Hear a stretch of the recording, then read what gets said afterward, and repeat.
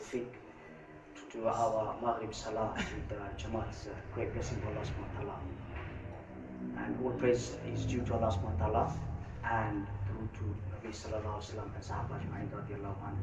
So Alhamdulillah, last week we went through a very brief history of Islam, starting with Nabi sallallahu alaihi wasallam to Khulafa Rashidin, to the age of Umayyad, to the age of Abbasid, and then to the age of Buyud, and the conquest of Islam east and west. And what I tried to talk about is that how even though majority of the land was ruled by Muslims, but majority of the people were non-Muslim, and the conversion rate was very, very slow.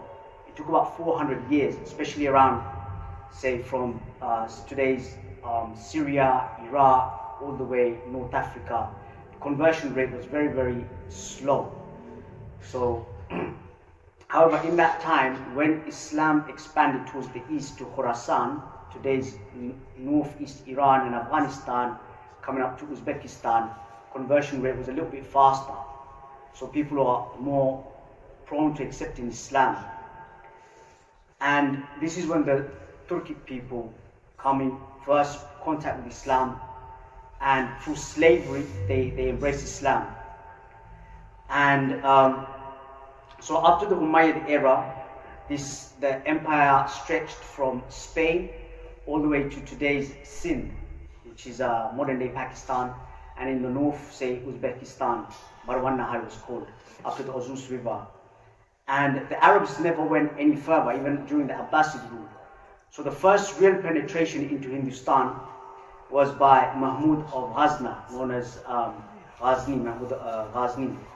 And after that, they were overthrown by the Ghurid, and the Ghurid kind of take over India under a general by the name of Qutbuddin Aibak, and he sets up Delhi, and his slave Muhammad Bakhtiyar. So inshallah today we'll cover that as well, right from the beginning, from the beginning, and then we'll go into the era of Bengal, and Bengal was part of the Delhi Sultanate, but whenever they put a governor there, he would claim independence. And this went on for almost a century until we get the era of the Shah Ilyas dynasty, and they kind of Delhi always tries to take it back under Firuz Shah Tughlaq, but they give up. After about 2 failed attempts, they give up. For 200 years, we have a independent Bengal Sultanate. This goes up to the 1500s, and then you have the age of the Mughals. Someone by the name of Zahiruddin Muhammad Babur, who comes and conquers India, and his descendants come and conquer Bengal, which takes about 75 years. And then you have this new era of Bengal, and up to the 1700s, Bengal is part of the Mughal Empire. So, sasawang lahi ka na butchered. Alright, mashallah, that's good. So, I'll talk a little bit about ancient Bengal. So as we know, Bengal is the delta of the Himalayas, the 2 rivers that come in. And through archaeological evidence, they found that there's been people inhabited there for 4,000 years. So we're talking about 2000 BC, they found that there was rice cultivation, there were people living in houses and so forth. About 3,000 years ago, about say 3,200 BC, so over 3,000 years ago, the archaeological evidence shows that they had proper straight aligned houses like we have today in modern time. Houses in rows of hundreds. So people are very, very advanced. But this is in the region of northwest Bengal today, because most of southern Bengal, southeast Bengal was still submerged underwater because the land hasn't risen yet. Like I explained last week, the land of Bengal was formed differently from other lands. It wasn't through plate tectonic shifts or anything. It was through the accumulation of sediments that was coming down from the rivers, such as the Brahmaputra River and the Ganges River. And the rivers, they change courses, and that shapes the land as well. So this period was the period of, they had folk, kind of their own religion, and then you have this Aryan Brahmin kind of religion that was set up about 3,000 years ago. But what that meant was Bharat, what they call Bharat, was from the Sindh River up to the river Ganges. Anything beyond that, they saw that as an unclean place, and this wasn't for the place of the Aryans, so they didn't venture out. And then you got the era of Ashoka, and he kind of unites most of this region, and he's a Buddhist. And after that, Buddhism kind of dies out, it gets incorporated with Hinduism, and they're fighting one another. And I'll fast forward quickly to, you have the era of the Palas and the Sena, and this is like the first non-Bengali kind of kingdom. And this is a kind of a mixture. They call it the Hindu kingdom, but it was a mixture of Hindu and Buddhism. I don't think they really know what was going on amongst themselves. And this is the time. So I'll fast forward it quickly to around 1000 CE. And what happens is, so the Sena dynasty, the Hindu kingdom, is well established, but it's kind of dying out at that time. So around the year 1200, when the Abbasid Khilafat is kind of dying out as well, what happens is the Turks take over, and Buyuds are in control of the Abbasids. But you have the Kursani Turks, Kursani Turks that have kind of, trying to really hold up the Sunni flag here, because the Buyuds are a Shia sect, and they're putting a lot of, they're really manipulating things, and it was a bad time really. And if we think things are bad now, it was a really bad time there, because this was just after the Crusades, and the Crusades don't give up, even though Salahuddin gets rid of the Crusades, but they don't give up, they're constantly pesking. And we have Genghis Khan come along as well at the same time. And he's making aggression like at lightning speed. So, but the Turks are kind of holding, they do fend off Genghis Khan. Everyone thinks Genghis Khan just came and just took over everything at lightning speed. But he lost a lot of battles, especially with the Turks. The Turks always managed to fend them off for a long, long time. So what happens is, Qutbuddin Aibak was a slave of Muhammad Ghur, who takes over Delhi. His slave, Muhammad Bakhtiyar, rises up, and what he does, he ventures out and he goes further east, goes into Kuch Bihar and places like that. And then he comes to a city called Nodia, if I'm pronouncing it right, in Lakhnoti, which is northwest of Bengal today. And it was the center of the Sena dynasty. And he comes in pretending to be a horse dealer, because just like the Turkic people, the horses are quite special as well. Horses have ears sticking out, but the Turkish horses, their ears kind of point out, but it kind of dips in a little bit. And that helps them with their mounted archery while they're riding the horse, because when the arrows release from the bow, what happens is it makes a thudding sound. And a lot of the time, normal horses kind of get scared and they start jumping up, but the Turkish horses don't, because it kind of fends off that scary sound.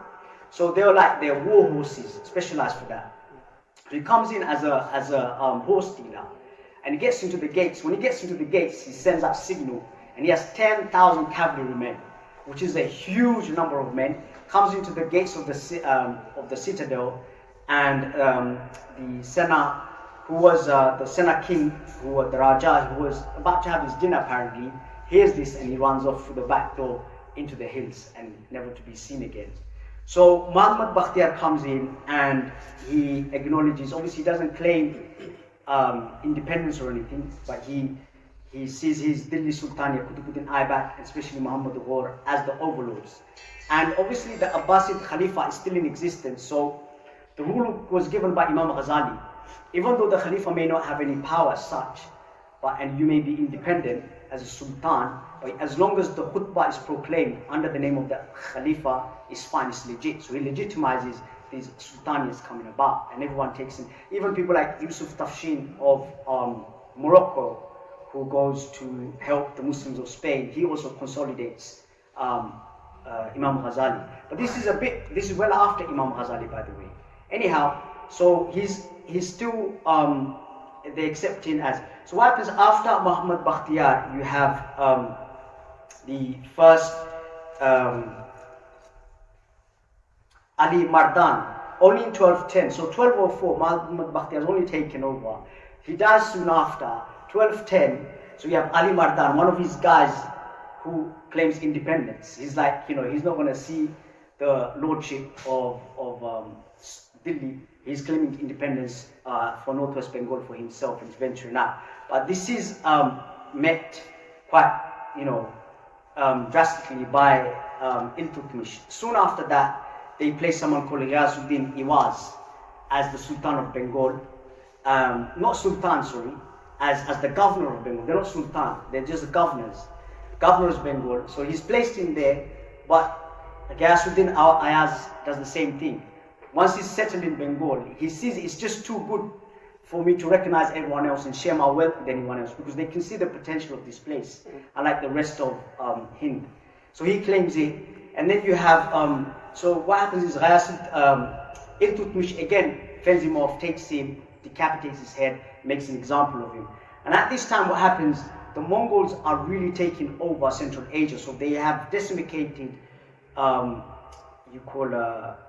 Bukhara, Samarkand and Khiva, all those areas like Afghanistan and everything they've taken over. So we have a lot of refugees now coming into Hindustan, especially into Delhi and coming further east. And in the west they go into Anatolia, like today's Turkey. They keep moving, pushing forward because of Mongol onslaught. And what happens then is because of so Delhi is very, very occupied with fending off the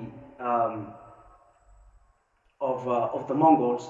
So in that time you have, this is when the era of Shah Ilyas dynasty begins. And what his name was, if I can get it right, Yasnim Azam Shah was his son. So you have Shah Ilyas, who comes and claims authority over Bengal, and he establishes the lots of masjids, madrasas, and his son and so forth. They continue, and Delhi doesn't bother. So what happens? Firuz Shah Tughlaq at the time tries to bring in Bengal back into the Delhi Sultanate, but what happens is he fails. Even though it's written that there was 180,000 Bengalis that Shah Firuz Tughlaq managed to kill or capture and whatnot, defeat either way. Shah Ilyas runs away from Lakhnauti, and then he goes to another place slightly further north for safety, but he managed to survive, and Tughlaq retreats back to Delhi. And from there on, from Shah Ilyas to his son Shah Azam and so forth, he continues like this until you get to the era of Raja Ganesh. So what happened with Raja Ganesh? He was a Hindu, but you had, even though Bengal was ruled by Muslims, and the Turks by the way, but you had the Hindus still, when they got an opportunity, they would make a tent and a canopy and assert their authority, because Muslims were still kind of fighting Muslims from Delhi and trying to assert their authority. So when the Hindus got a chance, they would place the canopy and whatnot, come out with the elephants and start doing their darbar and so forth. So they do survive in the hinterland. And so from this you have this very, very powerful guy called Raja Ganesh. And what he does, and this is the time the Chishti order of Nizamuddin Awliya, many of his disciples were also moving in at that time. And many generations down, and they are actually the ones that are making the effort on Deen, bringing these Hindus into Islam. So all these Sufi sheikhs that are making the effort. And Raja Ganesh is not quite happy about all of this as well, because the emperors or the governors, the sultans, they don't really make an effort in spreading Islam in that way. They're just establishing Islam as the state religion. So he goes attacking the Sufis. He manages to defeat the sultan at the time. However, he doesn't claim to be the Raja of the area, because he knows that's not going to work. So he holds these sultans as puppets. And what one of the Sufis do is get his son. His son was very young. His son's name was Jadu, to be placed on the throne, replacing one of the Turks. So this is the first time we're getting an actual indigenous Bengali person to become the Sultan of Bengal. So Raja Ganesh's son, Raja Ganesh himself was killing so many Muslims that his son becomes a Muslim, and he changes his name to Jalaluddin. And he establishes Sharia, and he's a very good practicing Muslim. But at that same time, you have Hindus on the further eastern areas, like today's Rajshahi, Barisal, and places like that. They're popping up as well, and areas around Dhaka. Dhaka's not quite established yet, so they're popping up. But what I found quite fascinating, him being a former Hindu, he's really fighting these guys off and still holding it as a Islamic sultania. And that goes on for a very short while. And what happens, there's always slaves coming in. And there's lots of slaves coming from East Africa as well, like today's Ethiopia, but back then they were known as Abyssinians. And they somehow managed to do coups. For good 30 years, there's no an established sultan in the sultanate. There's one after the other. Eventually, you have someone coming from Mecca by the name of Meccan Arab takeover of Alauddin Shah. He comes and he takes over and he stabilizes it for a short while, and his son also does an amazing job. And apparently, according to the historian, this was the most glorified time, because the way they established things is like the Portuguese writer or Portuguese ambassador from Portugal who goes for the first time, and he's absolutely mesmerized. So he has to walk through these, I don't know how to say, rows of people, not rows like soldiers and whatnot. And he says there were like 300 guards with swords. This is just palace guards, and another 300 behind them, the archers. Like, can you imagine 300 people in a row? Like, he's never seen anything like it, and it's probably the most glorious thing he's seen in his time, because he's come all the way from Portugal, so he's seen a lot of other things as well. So he writes this has to be the most amazing place to be. And then when he goes into the court, and the custom was any foreigner that came into the court, they had to cross their hands like this and bow down as low as they can before approaching to the Sultan. And the Sultan was, placed in a very, very lavish kind of seating with cushions of different designs and colors and pearls and whatnot. So it's a very, very rich place to be. It's absolutely mesmerizing. And so the Portuguese are trying to open trade, and they're allowed to trade as well. But however, at the same time, what happens is Delhi was replaced by an Afghan dynasty known as the Lodi dynasty, who kind of really losing grip. And this is when Babur is almost at his peak. Now, as I was saying about Genghis Khan, is very, very important in our history, because he was the famous Mongol. Until then, people really never knew about Mongols. And Mongols are a Turkic people. They also belong to the Turkish family group.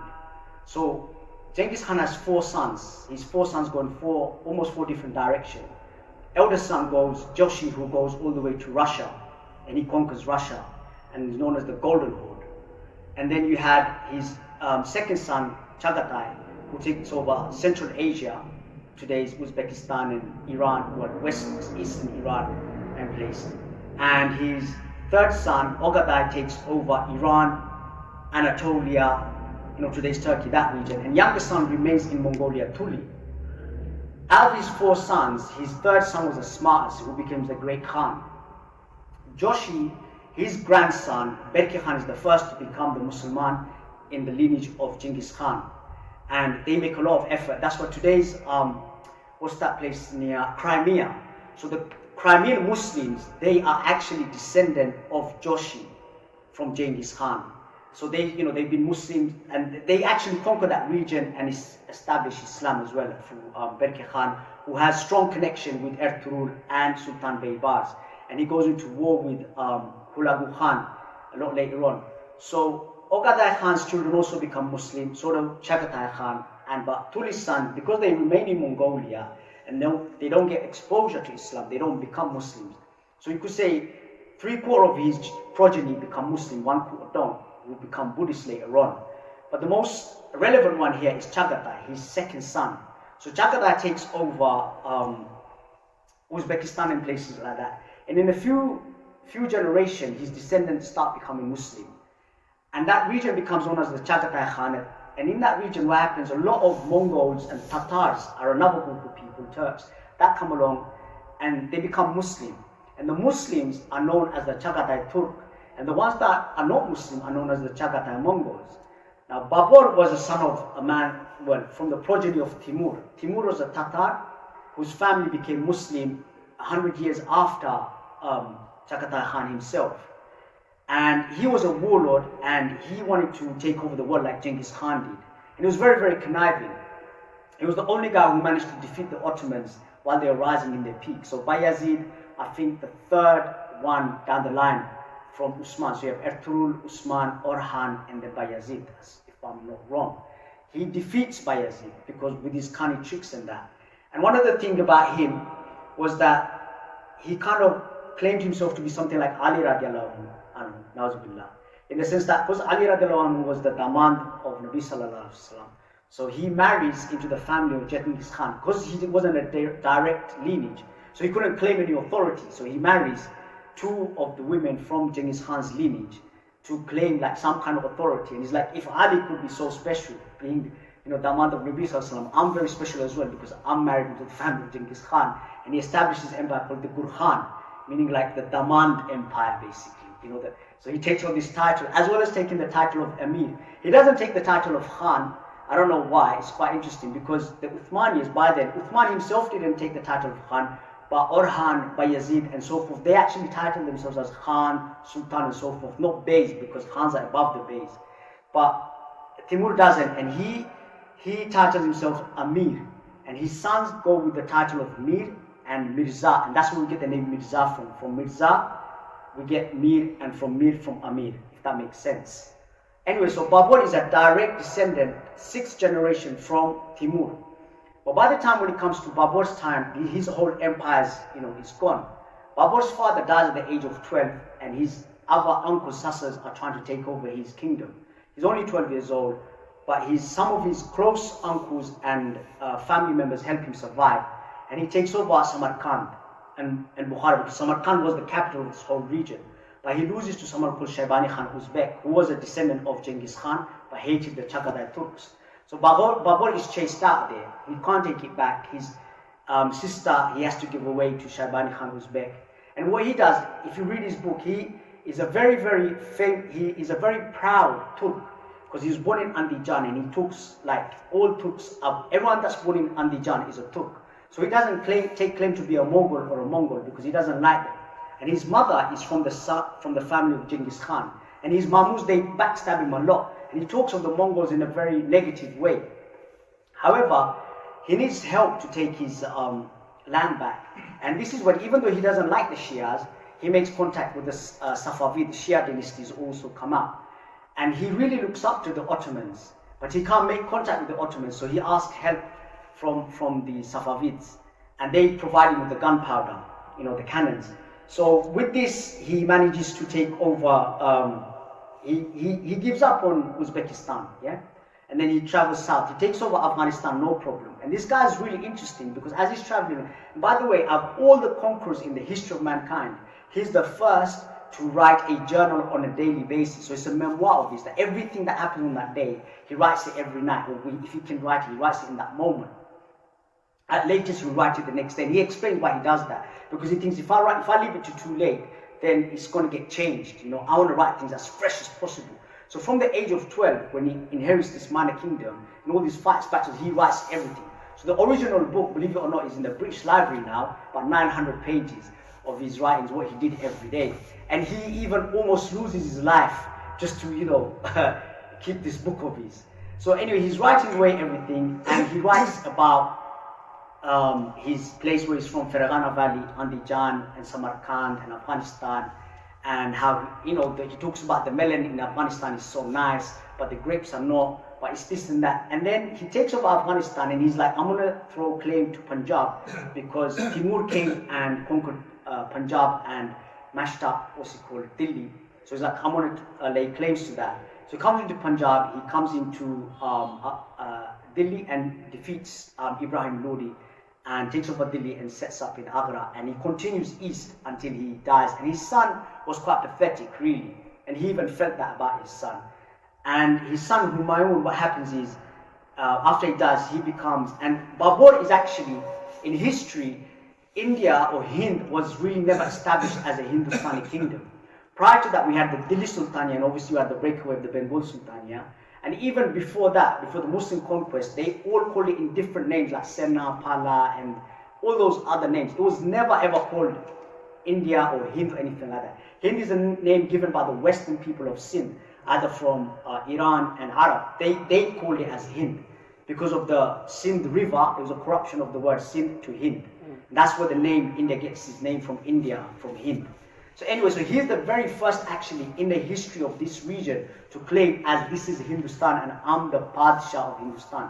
Because he doesn't lay claim to be a Khan or a Sultan. So he's the first to say, I'm the Padshah. Now what happens with him, he dies quite early, he dies at the age of 53. It's really weird how he dies because his son was really, really unwell. And he asks Allah, take my life away to save my son. And he makes this dua, and apparently this is what happens. So he passes away and his son gets better. And his son is quite pathetic in the sense that his son loses, what's his name, Hindustan now. It's not Delhi Sultan anymore, it's Hindustan. To Shah Sher, an Afghan, but who was in Bengal. Now with hundreds of thousands in Bengal, Shah Sher comes and takes over Hindustan. He's reclaiming, and it's like it's a very proud moment for the Bengalis as well, because for once they've come out there and they're laying claim to Hindustan now, so they've come out. However, what happens with Humayun, he makes contacts under the Safavids, for help, and he becomes a Shia. They're like, if you become a Shia, we'll help you out. So he becomes a Shia, and then he comes and takes over, sadly, because Shah Sher Shuri is passed away and his son doesn't do an amazing job. And so you have the reign of Humayun, which is very short, and then you have the reign of Akbar. And what Akbar does is he consolidates with the Rajput and everyone, gets everyone under control, and he moves eastward. But Bengal, for 75 years, they tried to bring Bengal into their consolidation, because Bengalis are not having it with the Afghans. Because what happens, under the Lodi dynasty, most of Hindustan was ruled by Afghans. These Afghans move into Bengal, and that's why we have a lot of Afghan heritage in us. Because Afghans that took over Delhi, the Turks come in now, or the Mongols, and they push in the Afghans further east. And the Afghans are not accepting these laws as their overlords, so they come and occupy Bengal. But with the Afghans, they assimilate with the Bengals with no problem with the Bengalis. So really mixing in, and Bengalis and Afghans together are resisting Mongol occupation.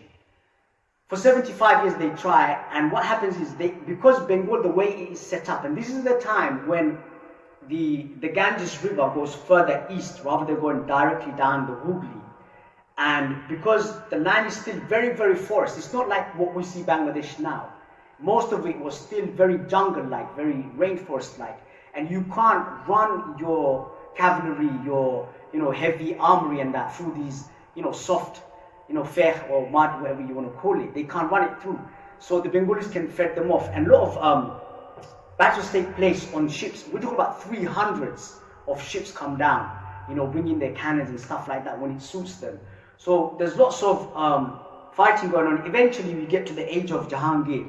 And Jahangir sends someone called his best friend as well, Isa Khan. And this guy comes and manages to take over and consolidates. But what happens with the Bengalis, mashallah, is like they accept the sovereignty, but the moment they turn their back, they claim independence again, like we're not going to accept you. And then eventually what they do is they do their original Turkic tactic is what they do, they kill their enemies and they build pillars with the heads, with the skulls, to give a warning like this is what's going to happen. But that was rare. There was more consolidation because with the Turks, and what they knew best is it's better to work diplomatically. It's better for them, better for everyone, because this is what helps an economy, be prosperous rather than just killing people off. So they come and then they establish Dhaka properly, and it's called Jahangir Nagar. And from there you have the real prosperity of the Bengal economy.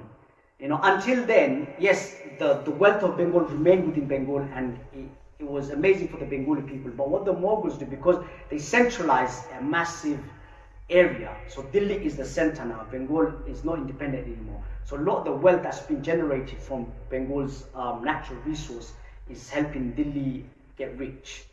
So from Jahangir you get to Shah Jahan, and it is for the first time it's almost about to surpass China's economy, because China has always been a united area most of it under one dynasty. Was India or Hindustan, or that region was never like that. It's always been divided.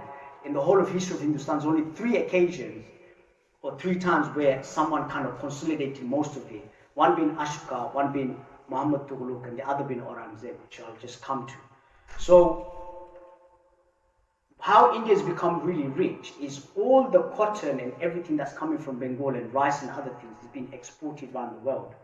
At the same time, what happens is you have Europeans that have discovered the New World, and they discover a lot of gold and silver, right? So silver and gold that's coming from Americas by the Spanish and the Portuguese is pouring in to India, because all of that raw material, the best silk that you can get. That Bengali silk was the most famous silk at the time. It's like they said you could put a whole sari through a little ring. It was so amazing, like if you crunched it up together, you can do this with it, you know. So you couldn't get that anywhere, and it was from this particular type of moth creature that, and this moth creature becomes extinct because the English, when they come later, they exploit it so much. So at the same time, you have Portuguese, English, Dutch, and the French as well. Danish, believe it or not, from Denmark coming along, and they're trying to, you know, carve up some places. But Shah Jahan and everyone's, you know, holding it tight, and there's lots of diplomacy, and the English are like, you know, begging. So what's his name, King James. So this is the first time England actually comes into history, or any noticeable history on a world level. Until then, no one notices England in anything except for the time of Queen Elizabeth prior to that, who really seeks help from the Ottomans and Boula Souley from Morocco to defeat the Spanish Catholics, because she hated the Catholics so much. But other than that, no one takes notice of English. So King James is like the first king of England that's kind of recognized on a world level. And he sends Sir Thomas Roe, they call, to come to Jahangir's court. And he chases him for about a few months before Jahangir even takes any notice. So they open up trade and pour, and you have gold and silver pouring in to Hindustan, and it's going into in Bengal as well. And this is the time when we get names like Chaudhry, Talukdar, Shikdar, Daroga. All those kind of names are coming into this region because they're originally Turkish titles from the time of the Chagatai Turk, which is a language, but that is kind of dying out by then, because say from Babur to Humayun to Akbar, they wrote in that Chagatai Turk, but by the time you get to Shah Jahan, Farsi language has taken up so much, it's like they've forgotten that language. It's like some of our new generation can't even speak Bengali anymore in about 40, 50 years time. So that's what's happening over there. So, but these titles are still there.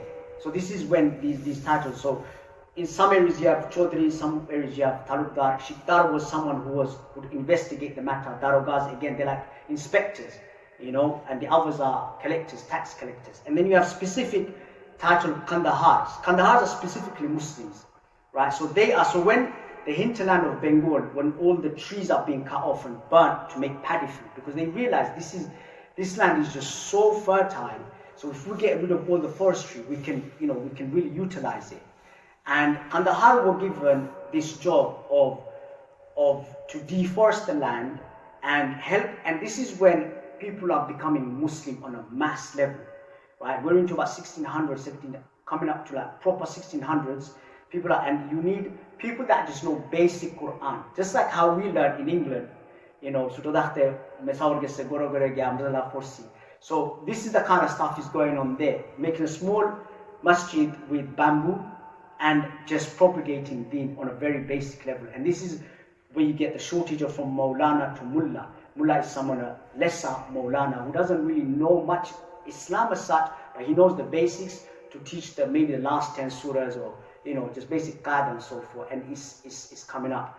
So you get to the age of Aurangzeb now, from Shah Jahan, fast forward to Aurangzeb. What happens at the time of Aurangzeb now, the Europeans are slowly coming into power as well. And Aurangzeb, he rules for 49 years. And he's in constant warfare after he takes over the Sultanate. I'm not going to go into too much. So he lives up to the age of 89. If you can calculate, the last 24 years of his life, he's constantly in warfare. Right? And he becomes a Hafiz at the age of 40. He's in constant warfare. And Bengal is like the only place now really producing his, supporting his economy, you could say. Because some of the Hindu Rajput have rebelled against him.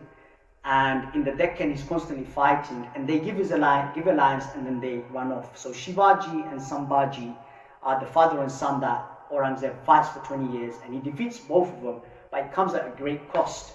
And also he had to defeat his brothers because they, you know, it's a long story. But what's happening in Bengal? So they're kind of losing grip. The central government is losing grip. And the English company is establishing itself more and more. And unfortunately, Aurangzeb dies. And after he dies, this is when the English really come in and taking over, because Hyderabad, Nizam of Hyderabad claims independence. And you have the French, by that time, they're powerful enough to carve themselves some little like plots of land. and they have the garrison towns, and because Islam allows, as long as you pay the tax, you can run things yourself, as long as you pay the jizya. So they're paying the jizya, but they're carving lands and they're slowly growing.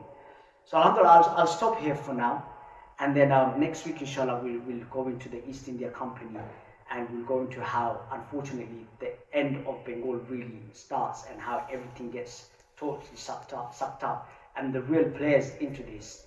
But for this 500 years, it was like one of the best places to be, because the what can I say, the disparity between the rich and the poor wasn't there. It was more like, yes, the Nawabs were living a huge life, but the poor people were never that poor. So when there was a famine, there was always reserves, like a welfare system, to provide for people.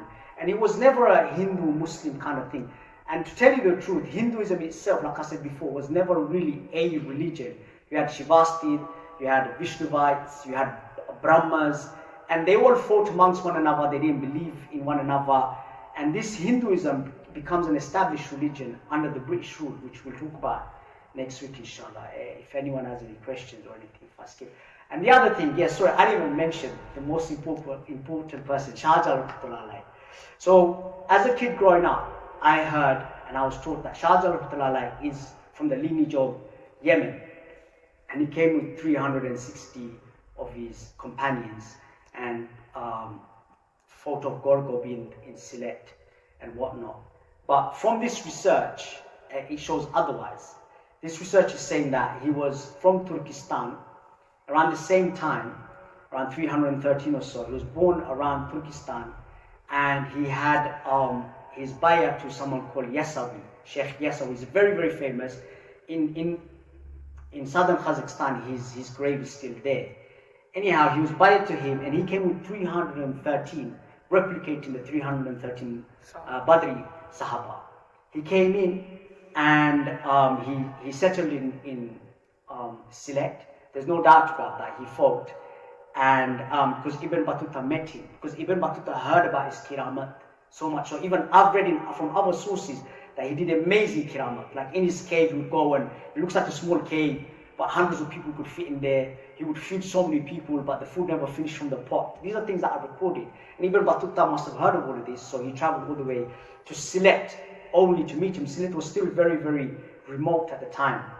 However, there's another argument showing at the same time, someone by the name of Sikandar Khan Ghazi came around the same time.